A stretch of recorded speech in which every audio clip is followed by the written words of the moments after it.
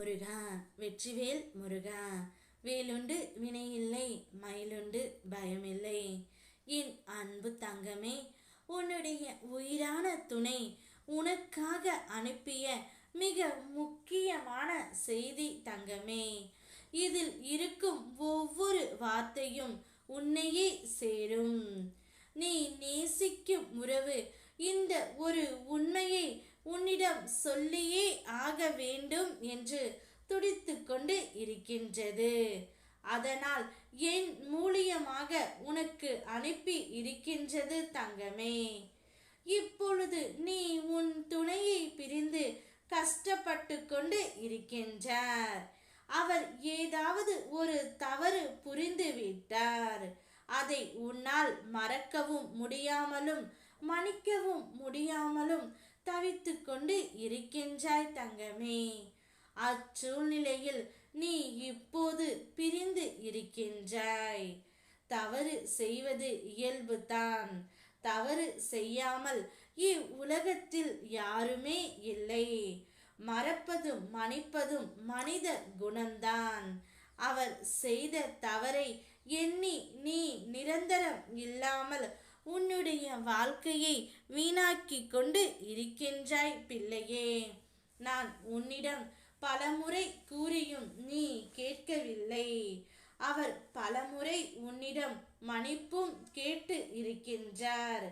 இருந்தாலும் உன்னால் மன்னிக்க முடியவில்லை. அதே சமயம் அவரை மறக்க முடியாமலும் தினமும் இரவில் அவரையே நினைத்து தவித்து கொண்டு இருக்கின்றாய்.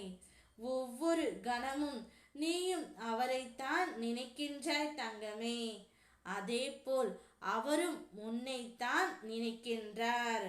இருந்தும் உங்களுக்குள் ஏதோ மனக்கசப்பு, கருத்து வேறுபாடு எப்பொழுதும் இருந்து கொண்டே இருக்கின்றது.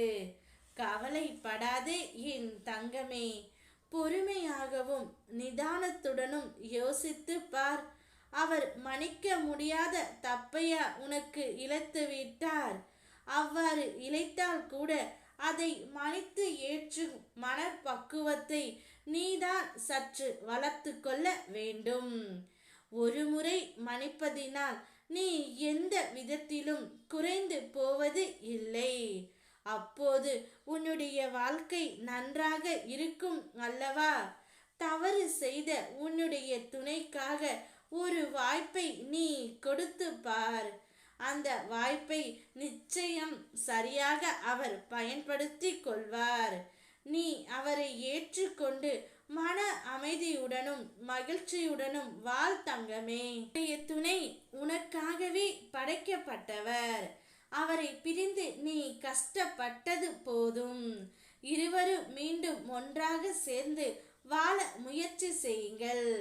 அப்பா சொல்வதை மனதில் பதித்து கொண்டு உன்னுடைய வாழ்க்கைக்கு எது நல்லதோ அந்த முடிவை மட்டும் செய். நான் இருக்கின்றேன். ஓம் முருகா வெற்றிவேல் முருகா.